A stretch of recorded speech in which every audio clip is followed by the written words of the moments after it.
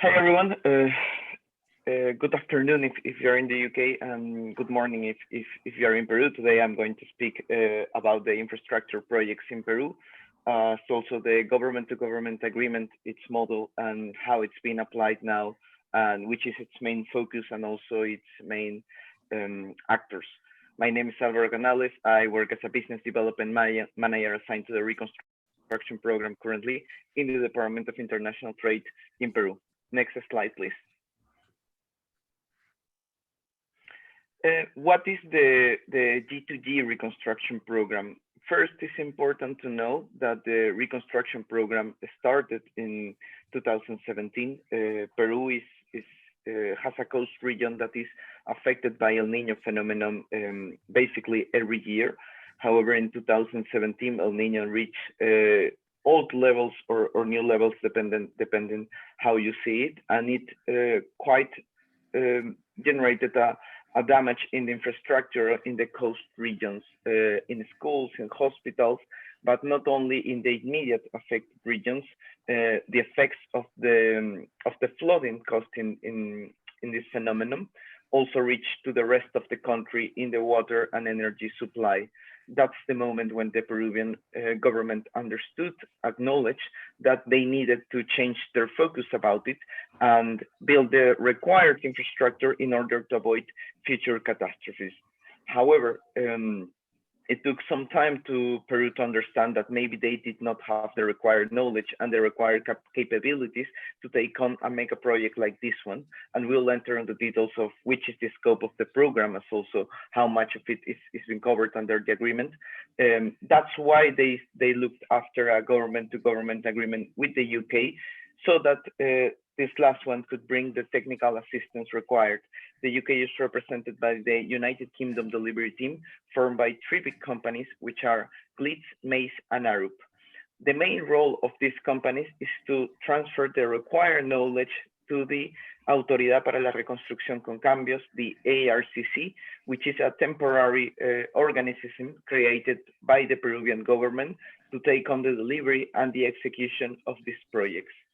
The main role of the UKGT is to take on these best practices that the UK already know and introduce it to Peru, and try to engage with the public and private sector so that they can adopt part of these new methodologies, like the PMO management, the BIM methodology, the use of NEC contracts in the prioritized projects with the ARCC.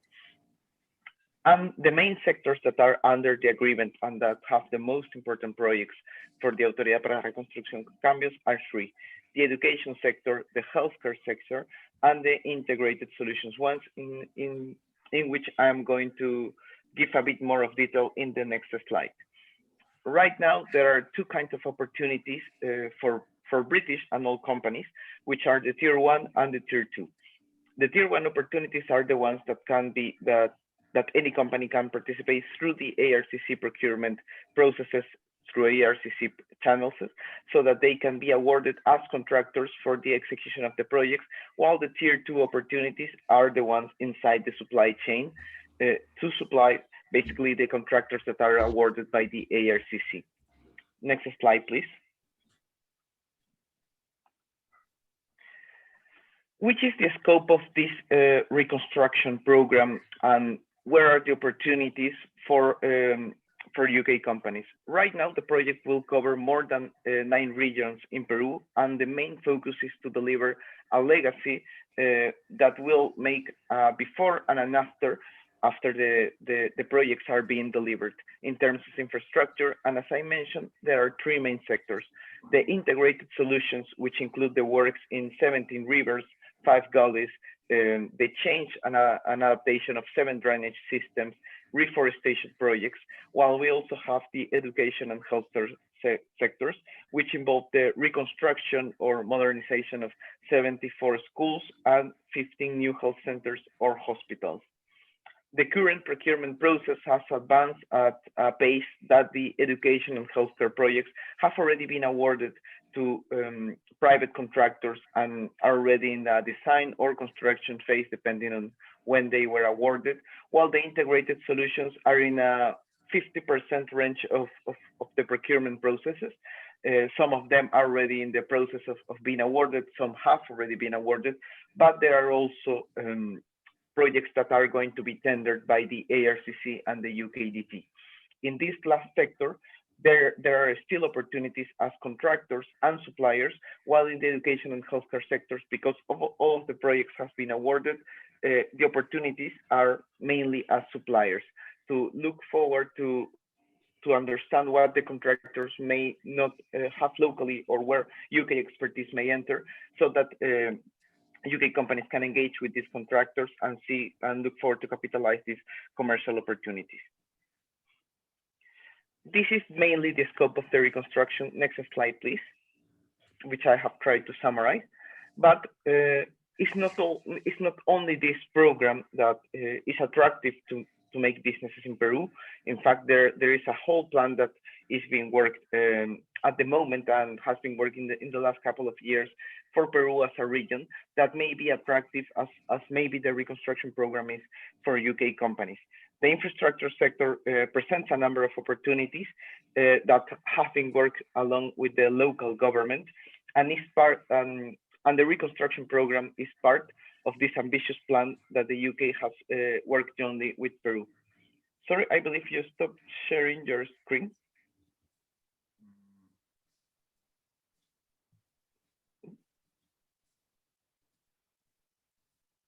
Sorry for that.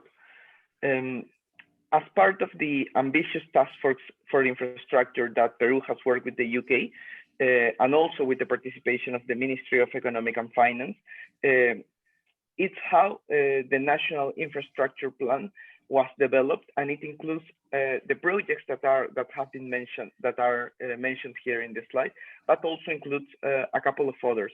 However, these are the main projects included, which include projects like the Bicentennial Schools, the new Central Highway, the Lima Airport Expansion Project, water company projects, the developing of the Lima Metro Line 3 and 4, and as I mentioned, the reconstruction program is included. As you may see, all of these projects are part of an ambitious plan that look forward to close the gap in infrastructure, but also it will affect other sectors that currently exist in the country. The National Infrastructure Plan currently covers more than 52 infrastructure projects that, as I mentioned, has this purpose of addressing all the gaps that the country is currently facing.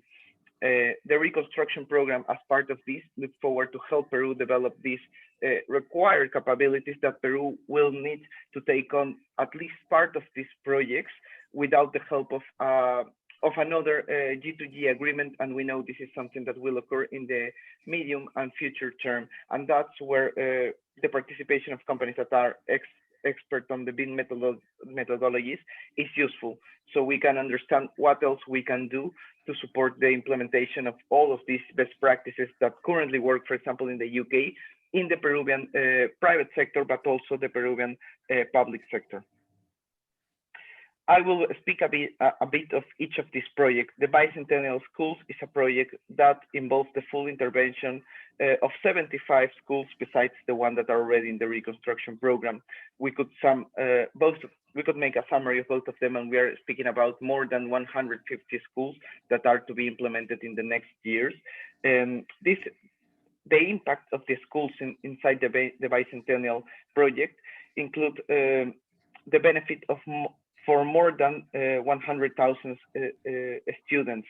And the project portfolio is divided mainly into groups.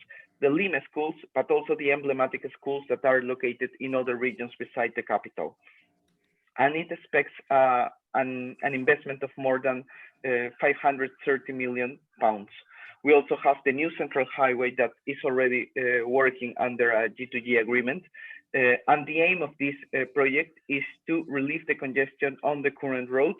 And this route will connect the coast and the center of the country, and also part of the jungle, and will be more than 136 kilometers long, with two-lane roads, 9 tunnels, and also viaducts. Alvaro, sorry to interrupt. Why is it a bicentennial school? Oh, sorry for not giving that fact. That's because the project is expected to be announced and launched with the G2G. It has passed a procurement process on this year, which is also the bicentenary of Peru. This year, Peru accomplished 200 years of being a republic. I will go on. We also have projects like the Lima Airport expansion project. The Jorge Chavez is the most important airport in Peru. However, because of the growth that the country has experienced in the last years, it has already been announced that an expansion is needed in order to take it on to the next level. We also expect an investment of more than 800 million pounds on this project. And we also expect a huge investment on the Lima Metro Line 3 and 4. Lima is a city with more than 10 million inhabitants and still does not have the required transport system to supply to all of these people. And that's why this project involves the design, the financing, the building, the equipment, the provision, and maintenance of this subway metro that will represent a modern upgrade in the transport system that currently exists in the capital. And this may be one of the most expensive projects with an investment of more than 6 billion pounds. As you may see or understand from what I have mentioned, all of these projects are really ambitious. And where are the opportunities for UK companies? It's that many of the things that are required to take on these projects may be found locally. However, the UK expertise may be just the right thing that may be needed in order to take them on in terms of consultancy, design, the application of new methodologies. There are really some parts where Peru can get help from UK companies. And of course, it's an opportunity for all of us. As Department of International Trade, myself and my team, as also my colleagues, would be really glad to be able to help you in finding where the opportunities may exist for you or your company. And that's why we're here. Please feel free to contact us, anything you need, and we'll be happy to support you. Thank you all very much. I'm a lawyer and I graduated also in Peru. And I have legal studies under the common law system, and I am the non-executive director of MC Services Links, which is a UK-based company.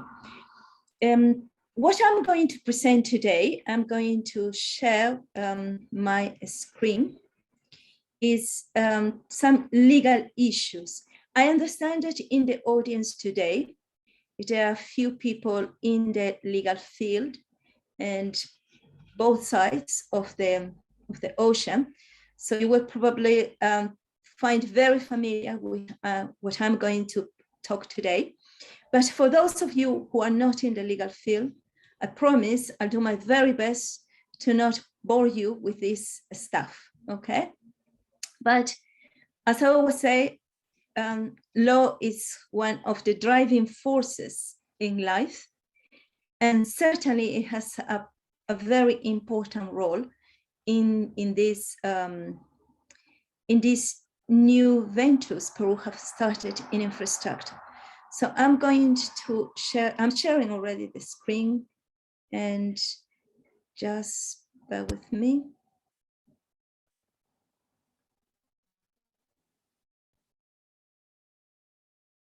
There you are.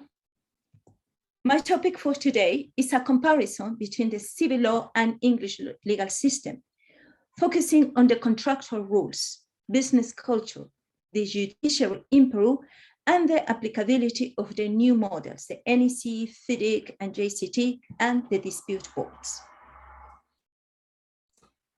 So I will start with a brief mention of the civil law contractual rules. For those of you in the audience, this actually brings us back to our days in the university when we had to deal with the acto jurídico. the juridical act, which is the basis for the contracts for obligations. Where do we find the source of this? Is in the civil code, okay, which and the amendments, particularly the juridical act and the obligation section book, okay? And in civil law, a contract is regulated as an agreement between two or more parties to create, regulate, modify, or terminate a legal patrimonial relationship. I emphasize in this a legal patrimonial relationship, because this is already putting us on the track of what a contract is. And then in civil law, the main elements for the validity of a juridical act are the legal capacity. By this, we mean that the person has to be of the age of consent, which in Peru is 18. And not just the age of consent, but has also need to have the state of mind of capacity, right? Not to be incapacitated. Then the second element is the object. It needs to be physically and legally possible. We cannot contract about something that is illegal, like the hitman cannot then say that he or she, in this case, he has a contract because they agreed to receive money to murder somebody, because the object has to be legal, okay, and physical as well. I cannot contract to bring down the moon. Then it has to have a legal aim. And the form is already in the statutes or laws, okay, and or by agreement, whatever we agree, bearing in mind that it has to be physically and legally possible. And it has to be by consent. And I have to show my expression of willingness. So contracting parties have to give the consent, and they have to give they have to show the expression of the willingness to contract. I'm going to refer to the form. Under the civil law, usually a contract has to be in writing in order to be valid. And this is where the differences will start with the common law. So now I'm going to see, and what about the contractual rules under the English legal system? Now, in Britain, we like to call it the English legal system. And by extension, it's very similar in the common law, okay? So in many other common law jurisdictions, whether it is Australia, Hong Kong, and few African countries which also go by the common law, the rules are very similar. So in common law, a contract is an agreement giving rise to obligations which are enforced or recognized by law. Now here we have the elements in common law. And we are going to debate this, hopefully during the panel time, that common law, it's the rules that have been developing throughout the years by tradition, by the customs, and also by the precedent, the decision of the courts of England and Wales, okay? Now, in common law, we also have a figure that we don't have in the civil law system. The civil law systems are based on basically, primarily, I'm being redundant now, are based basically in the Roman law system. And for those of us who have studied law in Peru, we know that one of the subjects in the first years is Roman law. But in common law, under the English legal system, what we do is actually we review the decisions that throughout the years the courts have made. And one element which is particularly relevant in this is the concept of equity. I will deal with this later. Now, the elements for the creation of a contract in common law are agreement. And in the agreement, there has to be an offer and there has to be an acceptance. So there could not be a contract if I not make an offer. Of course, the rules to dictate and what constitutes an offer are very different to what we are used to see in civil law, okay? And I'm just going to give a very brief example. When we go to the supermarket, say to buy a bar of chocolate, that is the offer. The supermarket has already put on the shelves the product and the price, and is offering. And when I pick it up, and you can't resist it. And I can't resist it. Of course not. Chocoholics can resist this. So when I take this to the till to pay for it, then I am accepting the offer. Okay. Now, the second element is the contractual intention. There has to be an intention to create legal relations. Again, with my example of the bar of chocolate, if I am going to give this to Andrew, we are colleagues, we're also friends, we work together.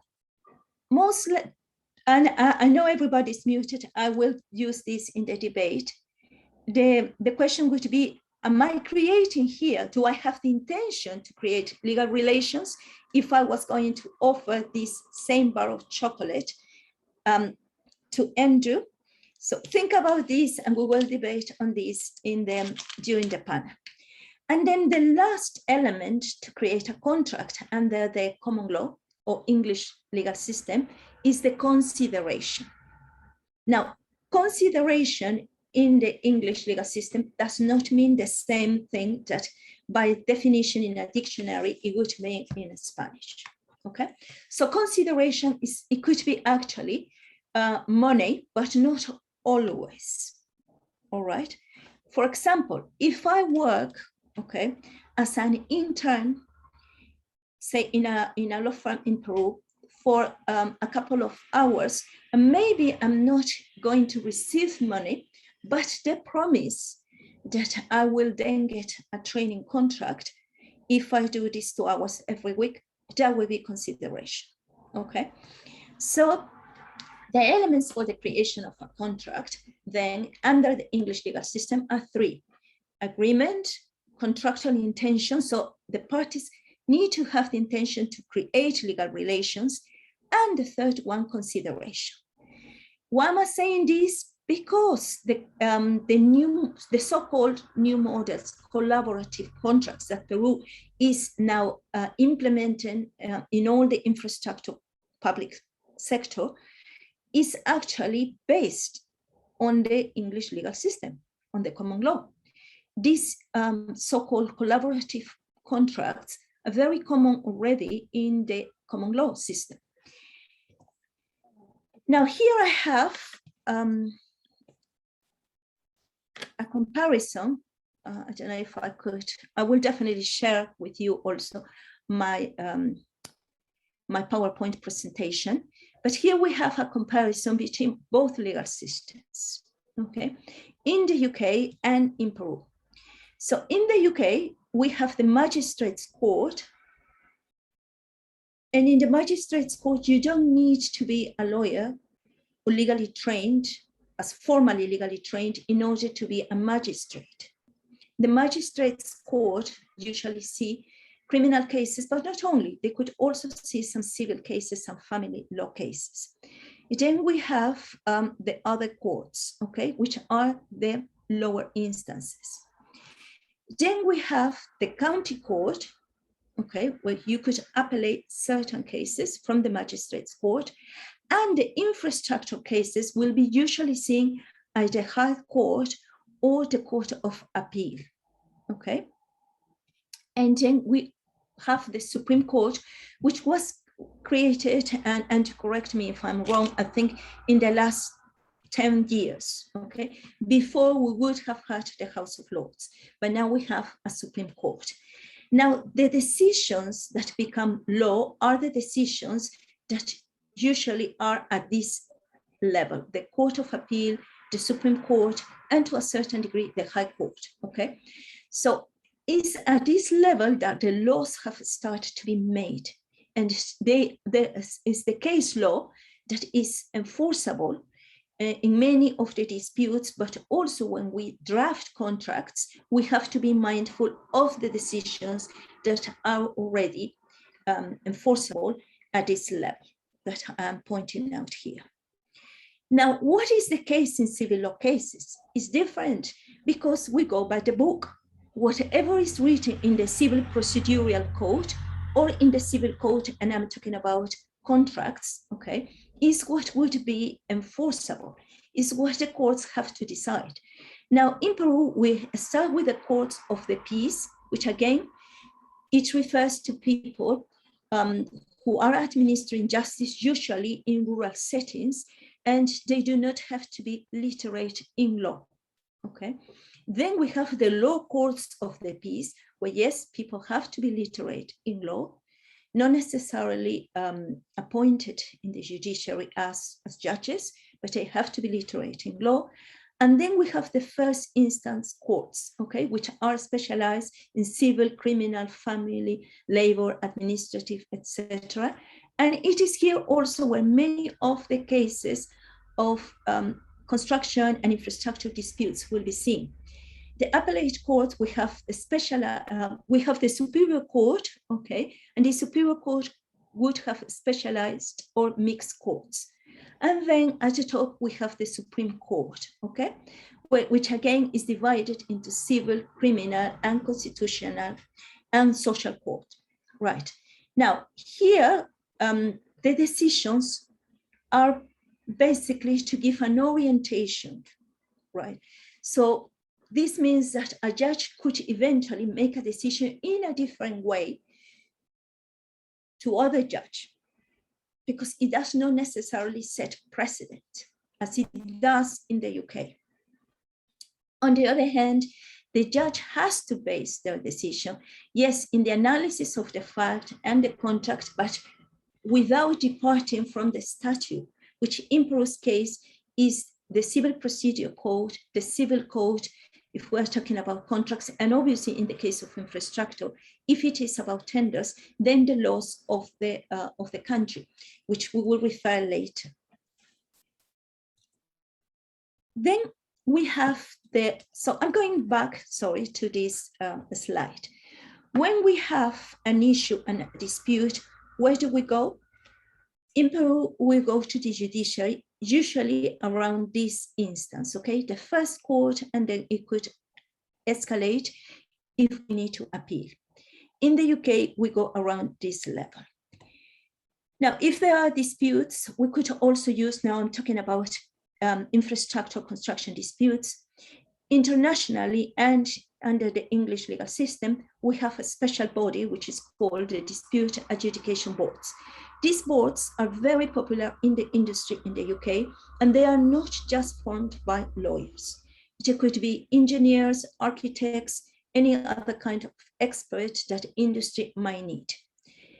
In Peru, recently, it has been created dispute boards, and I'm quite happy to see that Peru has been one of the pioneers in creating the dispute boards for the industry in South America. And we are very happy as well and very blessed to have Martin Lasso in our team. He is one of the pioneers members of creating these dispute board rules for Peru. He will be talking tomorrow. So now, with all of this, we have the business culture, okay, and the applicability of the new models. The Peruvian legal framework for public tenders, okay, starts by the book again.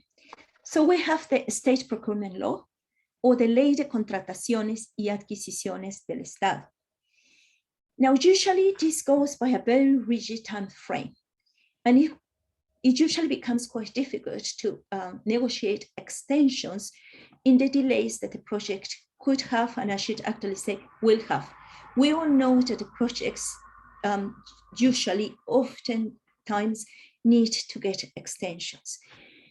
And also this law has very specified procedures, and we cannot circumvent them. We also have the other law when it's about tenders, then, sorry, this is about tenders, and obviously we have to follow this law. But based on the needs of the country, Peru has just passed in the last few years, less than 5 years, the National Plan of Infrastructure for Competitiveness, okay? And with this in mind, Peru expects to loosen a bit the rigidity of the civil law. And hence, this G2G agreement has been signed as part of these expectations. The country has to improve the infrastructure across the country, promote development, social inclusion, and obviously also enhance the competitiveness of the local workforce. Now, how do parties come to the country? What are the current issues in the industry in Peru? I think everybody is aware, if we are familiar with the politics of Peru, that in the last 5 years, there has been a lot of accusations and persecutions because of issues of corruption exactly in this industry. I'm not going to elaborate much about that, but I'm going to refer to the next slide, the equity principle in the UK. It says, he who comes to equity must approach the court with clean hands, which basically means that when we come to the contract in the UK, we have to disclose everything that at the time of signing the contract is known to us. If I believe, for example, everything that it says in this description of the ingredients and the calories of this bar of chocolate, then that's exactly how I come to the contract. But if before signing the contract, it comes to my knowledge that actually this bar doesn't have 5% of cocoa, as it says here, I need to disclose that to the other party, because if I don't, then it means I'm not coming with clean hands. I already know this. So I go back to the culture in Peru. In order for the new models, the collaborative contracts to work, we all need to be on the same page. The contractor, the employer, the subcontractor, the funding, if bodies, if there is any, the local communities, everybody has to come with clean hands and in the spirit of collaborate. If we don't sit on the table with the spirit of collaborate, but rather with the spirit of, I'm going to barricade myself to look after my turf, after my interests, and I'm going to make sure that any fault is going to be the blame of the other party, that is not going to work. The spirit of these new models, NEC, FIDIC, JCT, and DB, have actually been conceived under this maxim of the English law: he who comes to equity must approach the court with clean hands. And obviously, being a collaborative contract, there is the expectation that all the parties come to collaborate and they know the parts. And if something is not clear, then it needs to be disclosed. So if I know, as in the example I gave, that this bar does not have 5% of cocoa, as it says, then I need to disclose there at the table to the other parties. Transparency is also very important, which brings to mind the other principle of civil law. In civil law, there is the good faith, which is actually part of the contract and is a principle. Now, you will be surprised to learn that in the UK, we don't call it good faith as such. It doesn't mean we have bad faith, because bad faith cannot be part of a contract, cannot be part of any negotiation. Everybody has to come with clean hands, but not as such as the principle of good faith. Why? Because it's already in the culture ingrained that everybody, of course, has to come with clean hands. We don't come to the table with hidden agendas, right? And this is very, very crucial. Why am I saying this? Because in the last 5 years, there has been a very big issue of corruption. And this corruption actually was involving bribery, was involving not disclosing things, was involving perhaps making up some facts, even in the contracts. In order, I cannot emphasize this enough, for these contracts to work, we have to come with a spirit of collaboration and also with clean hands. And finally, For BIM, of which Omar is going to elaborate after me today, we need to have a marriage, okay, between BIM, NEC, whether we are using BIM and NEC, whether we are using BIM and FIDIC, whether we are using BIM and JCT. Because if we try to work lawyers and architects, engineers, project managers, and all the other stakeholders separately, this is not going to work. We have to have a marriage. We have to sit together. Being Peruvian and having worked in Peru many years as well, I know that sometimes we tend to be in our own bubble, okay? All lawyers, we sit together, we draft out marvelous contracts, and then we share with our client, and then we expect everybody to go by the terms of the contract. But always remember that with NEC, it is to sit together, to collaborate. All the inputs, including of the foreman and the builders, are important. Okay, so I finished for now my presentation, and I will give room now to Omar. Annabella, could you see my presentation? Yes, we can. Yes, thank you. Okay. Okay, hello everyone. My name is Omar Alfaro. I worked like as a project manager in different general constructors in Peru.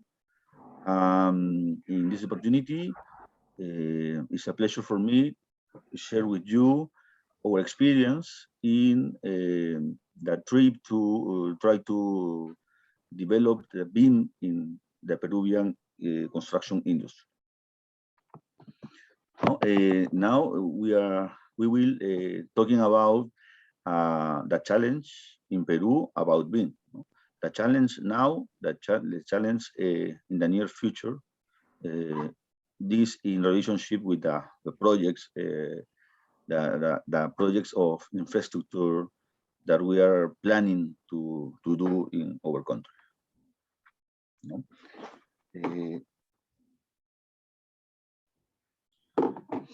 Like in other countries, BIM in Peru started lots of years ago, basically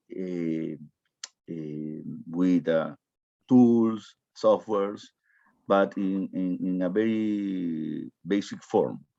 We have some evidence about the use of technology to do models from the beginning of that century. But the real change when we can find new results or better results in the projects started when the companies used BIM, but with a management focus. This is the real change in the use of BIM in Peru.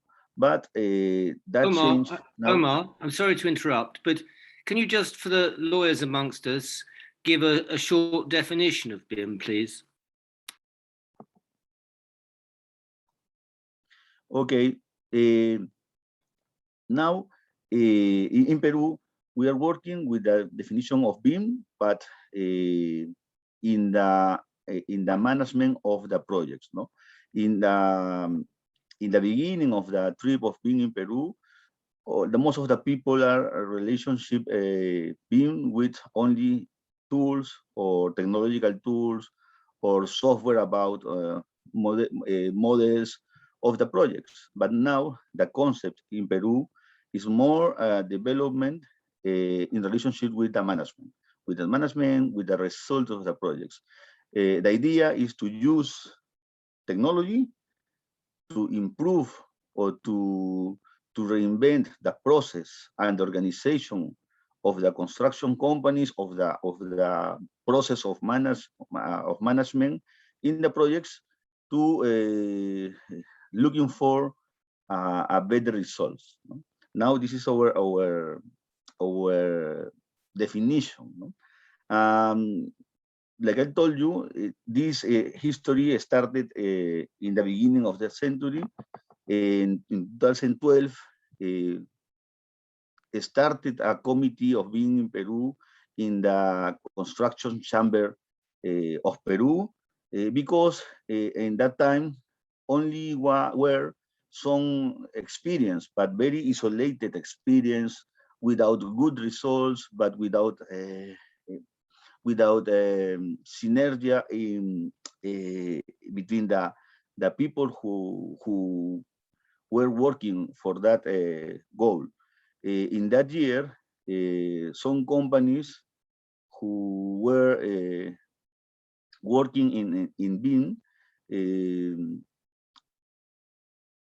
tried to do a committee to implement BIM in all the industry and not only in some companies. No? Now we can see a map of activities from the beginning of that century.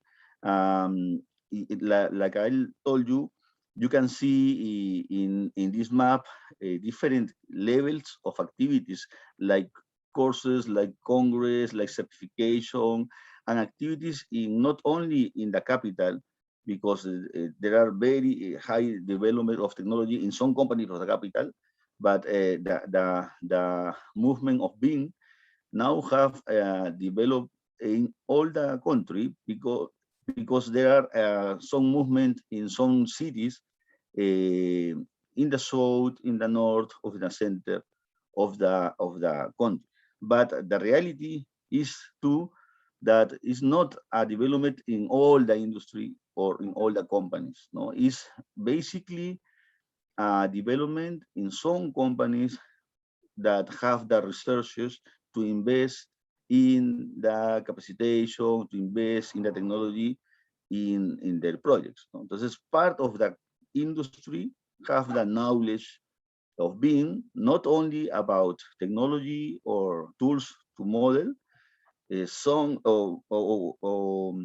of that companies have the knowledge about being like a model of management,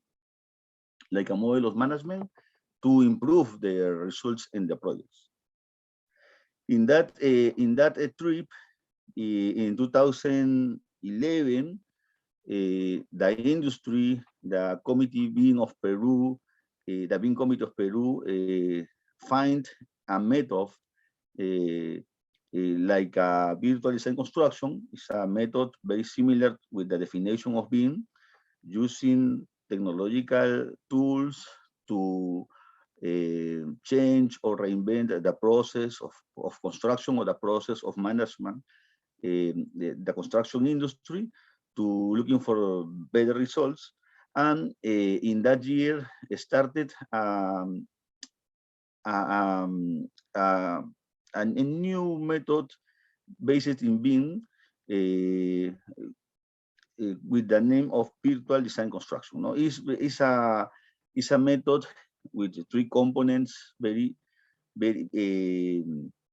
like a technological tools, like process, organization, and all focus in realize the objective of the client and the project. No, that method have a long history too in Peru, but like being in general is not the reality of all the industry. Is the reality of a small part of the industry who has or who have the researchers to invest in that kind of knowledge. Now, more than 10 years or in the looking for of better results through BIM, we can say that the main projects in Peru, the more emblematic projects in Peru, have a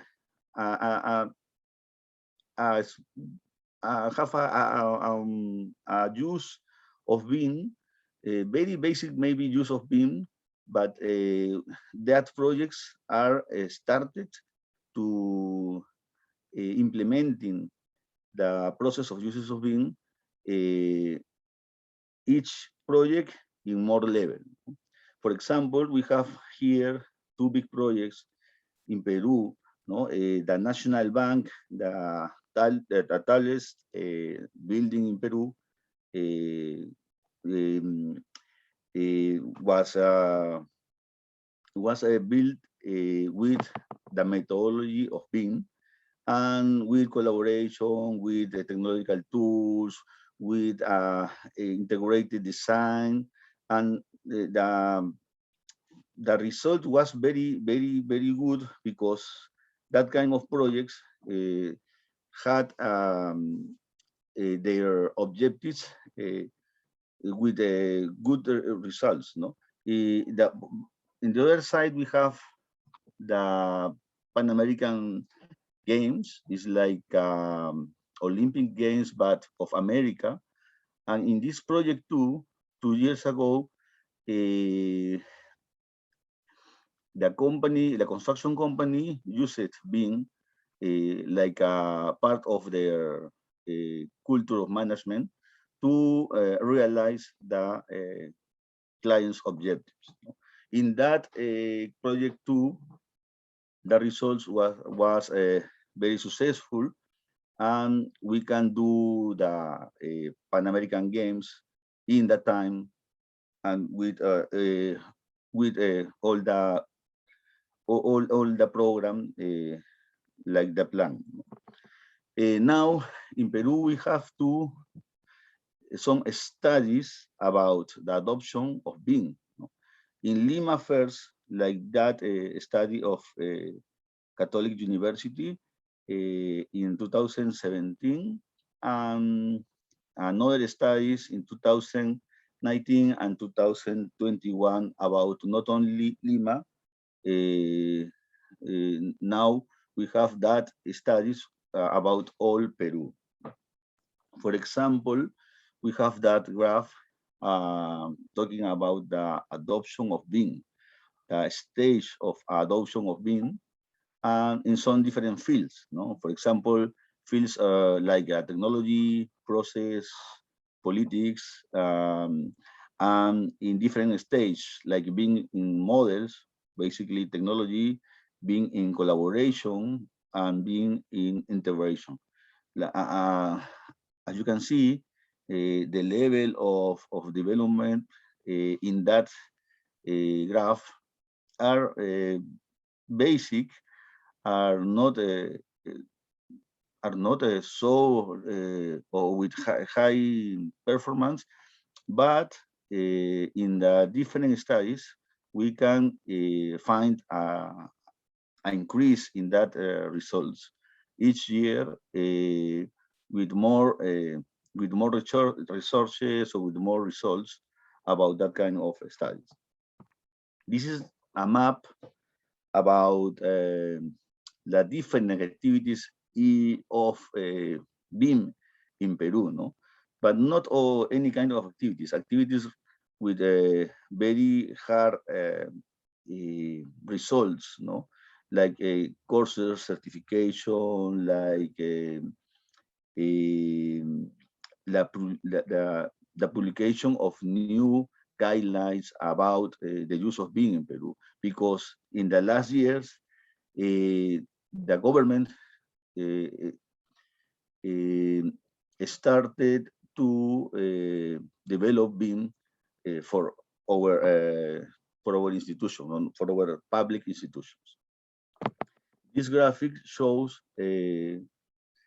maybe the main construction companies in Peru, and this graph shows the first or the initial contact of these companies with BIM or with BIM technology or with BIM methods. And as you can see, the biggest company started their trip in BIM in 2005, 2007, 8, but most of the companies, the biggest companies, started their BIM trip in 2015, 16, 17, and we believe that the biggest companies now have resources to work with BIM, but in reality, this is more the capacity of the main companies, it's not the capacity of all the industry. We have a lot of work to do for develop the level of BIM in the rest of the industry. If we analyze the time or the adoption of BIM in the industry of Peru, we understand, or we believe that we pass the first level of have some innovators as companies who are trying to develop that. No, in the last 10 years, maybe we have that stage, and now we have more companies following the first companies who started that more than 10 years ago. And now we believe that the rest of the companies or the rest of the industry now are working to implement or to develop the adoption of BIM in their process, in their companies, in different levels of adoption. But the most of the companies now in Peru are at least working in develop their capacity in use models, in work with models, with another companies, with clients, with subcontractors, because it's a term with each day with more use in the industry.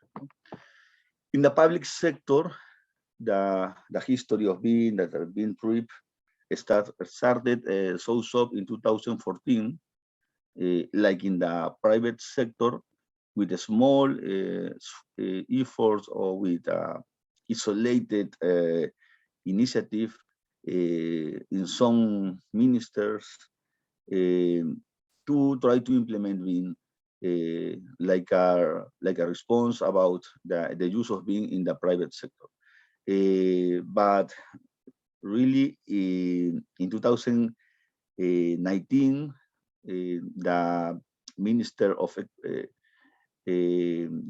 of Economy in Peru took the leadership about the implementation of BIM, and now we have a lot of activities in the government, relationship with BIM, with projects, and that, for example, that development of BIM in the public sector started, for example, with a collaboration with the CDBB in the development of the guidelines to use BIM in public sector, no? In the projects of the public sector. No?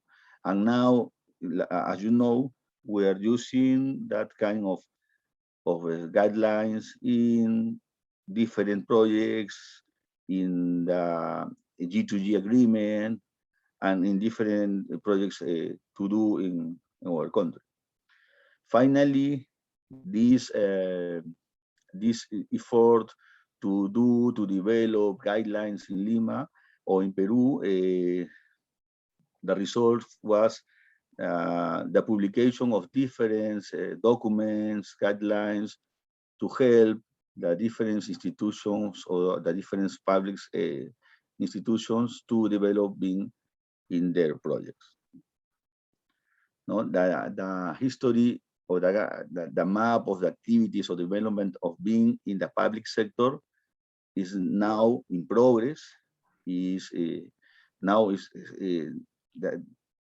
public sector is working to produce more guidelines to develop that new method to can use more BIM in the public sector. That transformation in the public sector have now two very hard trends. Exists a movement in the main ministers, in the main institution of the public sector, and exists too a movement in the projects, in the people, in the engineers or professionals in the public sector. And now we understand that in the public sector, we have two big movements at the same time. No? The high direction trying to produce guidelines, some documents to do the support of that change, and the projects in general. The projects in general inspires in the change in the work or in the private sector. In the projects are a lot of efforts to change the design, the construction, the different process in the public sector. Now you can see different offices in different different institutions of the public sector with BIM areas, with people who are using the technology, but in the first levels. No? The first contact of the public sector is with the technology, with the tools, and the idea is to develop that effort to put BIM in the level of the management, in the level of the integration and the collaboration of the different stakeholders in the projects. No, now we have more challenge in Peru. The pandemic increase the use of technology in the projects, not only in the public projects, the private projects. All the projects in Peru are increase in the velocity to use more digital tools. No? We believe that our time to adoption will be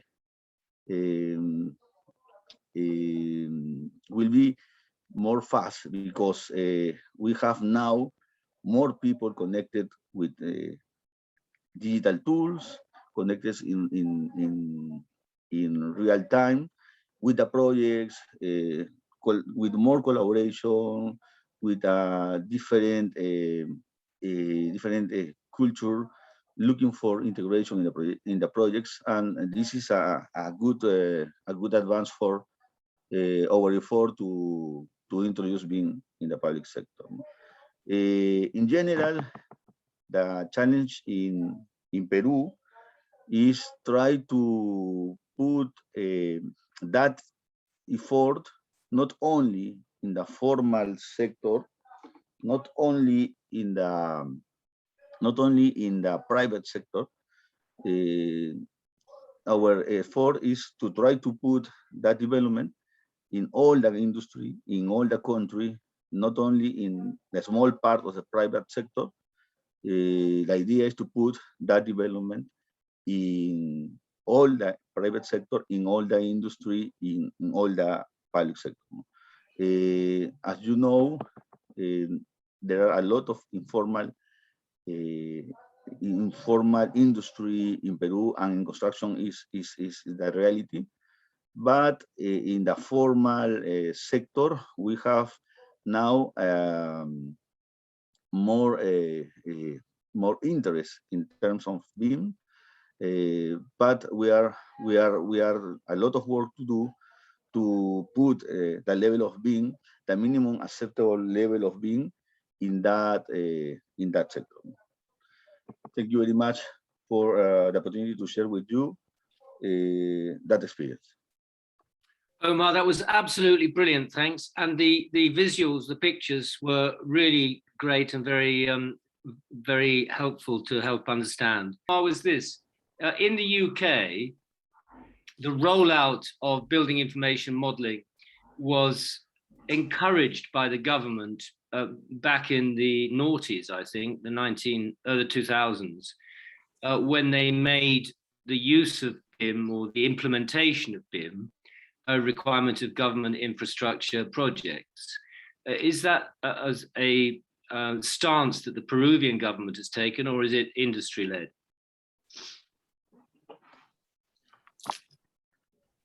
Annabella, puedo responder en español, ¿no? Para... Está bien, sí. Ya, perfecto. Adelante. Sí, el esfuerzo de la implementación en el gobierno es de los recientes años y es a través de la cooperación con el CDBB, ¿no? Es una organización británica. Un momentito. Un momentito. The efforts of the Peruvian government is quite recent. I mean, the efforts are quite recent, and it started basically with a coordination with the CBB, which is a British-based organization. So it's very much in the last couple of years. Exactly. In the last 2 or 3 years, were a very near relationship between CDBB and the Minister of Economy. Is it achieved contractually, or is it sort of a mandate of government? ¿Es a través de un contrato o es por una ley del gobierno? Yo creo que es un acuerdo gobierno a gobierno de colaboración para desarrollar estos lineamientos BIM entre las instituciones británicas y peruanas. It's a government-to-government agreement, okay? It's to implement this BIM through a collaboration agreement. The experience that is being more recently felt in Peru with your experience of the use of BIM over the last decade? So yeah, in the UK, BIM's been ramping up slowly. Exactly the graph that Omar showed earlier was exactly the case here, and it was because of the government initiatives and the fact that government contracts required a certain BIM level, and that ramped up every couple of years. We had it was a gradual process. It wasn't straight away into the full. What level are we up to now? Level 3, which Right. is the top level. That's the top level. It's I think there's still some still negotiate down to level 2 just because it's a little bit more manageable at level 2. But what we're seeing now is a lot of startups with some really good ideas for integrating, taking the BIM information, taking it further. So there's one I'm looking at now, which is a building passport, for example, where we take that BIM information. I would have thought that COVID-19 and all of the impact of that has probably had a beneficial input towards it, hasn't it? Yes, yes. More people have got time to actually kind of dedicate to kind of understanding it all. But yeah, it's been really key. And we have most of the projects I work on, we use BIM level 2. We don't do BIM level 3 too often, just because it requires a complete comprehensive input from the team. Everybody has to be brought on board. So based on what you have heard today about what is going on in Peru in terms of the BIM implementation and also how the legal system operates there, and I'm going to pose this question in general. Obviously, people from the audience, feel free also to address the questions. How do you foresee that it would be easy or difficult for Peru to successfully implement in the short midterm, because that is the time frame that Peru has for especially for this first phase of the reconstruction with changes program. So how do you foresee that BIM and NEC, which are the main contracts that are being used in Peru, could be implemented in Peru, bearing in mind what Omar just said, what I also said in my presentation? So over to you, Charles and Andrew. Well, there's a bit of, sorry, Andrew. No, you can go first, because I'm still considering how on earth you and I can answer the question. But I'm not sure about you, but I, for one, haven't had direct experience advising on Peruvian contracts yet, although I've come close in Brazil and other places in South America. But I think it seems to me that the major projects, like the Pan American Games, and then in Brazil, obviously, with the Olympics and the World Cup, those are the sorts of projects where, because there is a defined end date, the Olympics ain't going to be put off, well, except in Tokyo, obviously. And there were rather good reasons for that. The same thing happened in London with the Olympics, that there was a great rollout of BIM and also collaborative systems and the use of adjudications and adjudication boards to resolve disputes before they really festered. And I think it's the availability of those sorts of major projects and the rollout of them that leads to development in states like Peru. Sorry, Charles, it's you. Yeah, that's fair. Yeah, I was going to say that, I mean, the big issue with BIM is always going to be your technology and your training. So getting people understanding how to use the software, how to communicate with each other and transfer stuff, and then the technology behind that. So that's both in terms of powerful enough computers to be able to build, especially the big infrastructure project where you're going to have massive BIM models that you're uploading and working on, and then potentially data speeds for uploading and downloading data between different consultants and parties as you go.